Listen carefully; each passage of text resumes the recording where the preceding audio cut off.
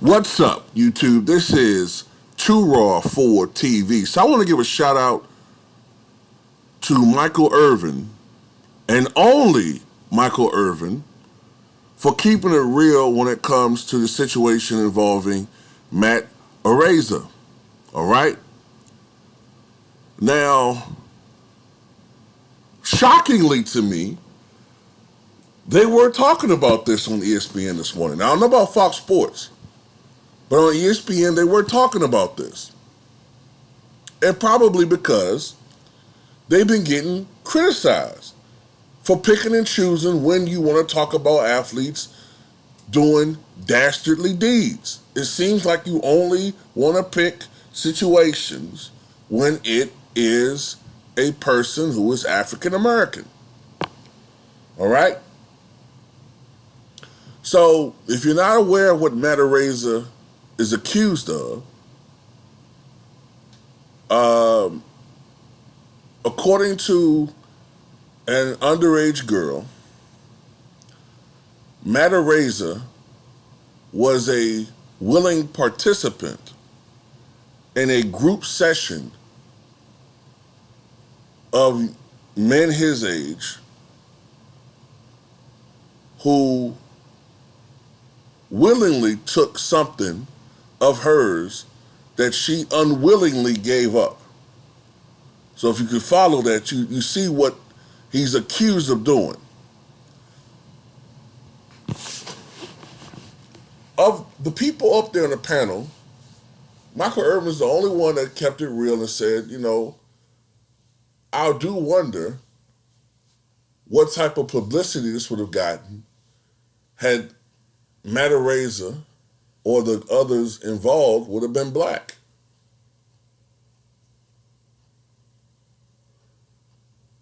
Thank you. That's all we're saying. It's not like we're saying something so egregious, like we're saying something that's so hard to fathom. And then, what's funny? When I was looking at Molly Curran, I'm listening to her, not the same energy. It's not the same energy that we saw with Deshaun Watson and others. And then I see idiots in the comment section talking about, people are making this out to be, I see Michael Irvin pulling the black card. Black people get so many privileges. Like, motherfucker, what country you live in? Where are you living at? What privileges do we get? Are you serious? What privileges are you talking about? Are you talking about because there are a lot of black athletes? I mean, we are generally physically gifted in that department.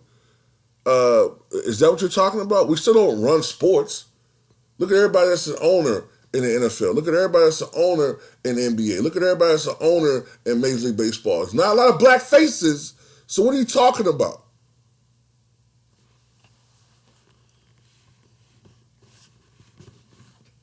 And I still have to say this. Even though it is multiple cases when it comes to Deshaun Watson versus what this guy is accused of, it's really hard for me to compare what this guy allegedly did versus Deshaun Watson, which is, at best, they claim that he made them uncomfortable. Someone farting in an elevator next to me makes me uncomfortable, but it's not a crime. Now, I'm not trying to make light of any situation when it comes to women and sexual violence, but at some point, you have to use common sense in this situation. Deshaun Watson, to me, is only guilty of being reckless in the amount of women that he wanted to have sex with. Some women, look, there are some people that are going to take advantage of certain situations. See, Matt Araiza, this is why I'm more inclined to believe this girl. He hasn't got the bag yet. Deshaun Watson is a multimillionaire. So it's interesting with timing when it comes to Deshaun Watson and these allegations all of a sudden popping up with women. Suddenly, when it becomes a civil suit, everybody's piling on. In this situation, you know, I don't know. It's just, it could be another cash grab. Could be. But I want to see people show the same energy with all these cases. Take all of them seriously. Don't just pick one because one of them fits your agenda. One of them fits your mold of what you want to punish or who you want to punish. Pick all these cases on face value, if they're legitimate, and look to see who's telling the truth, who's innocent, who's guilty, and move on. That's what the court of law is supposed to be about. That's what the law is supposed to be, not picking and choosing who is a criminal and who's not because of your preconceived notions of what a criminal looks like. That's what gets under, pardon the pun, my skin and other people's skin.